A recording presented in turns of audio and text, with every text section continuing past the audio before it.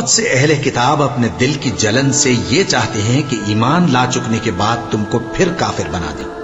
حالانکہ ان پر حق ظاہر ہو چکا ہے، تو تم معاف کر دو اور درگزر کرو یہاں تک کہ اللہ اپنا دوسرا حکم بھیجے، بے شک اللہ ہر بات پر قادر ہے۔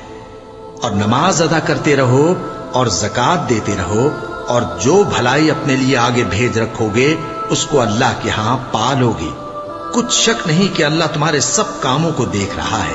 اور یہودی اور عیسائی کہتے ہیں کہ یہودیوں اور عیسائیوں کے سوا کوئی بہشت میں نہیں جانے گا، یہ ان لوگوں کے خیالات باطل ہیں۔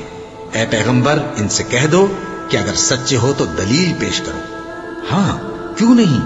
جو شخص اللہ کے آگے گردن جھکا دے یعنی ایمان لے آئے اور وہ نیکوکار بھی ہو تو اس کا صلہ اس کے پروردگار کے پاس ہے، اور ایسے لوگوں کو قیامت کے دن نہ کسی طرح کا خوف ہوگا اور نہ وہ غمناک ہوں گے۔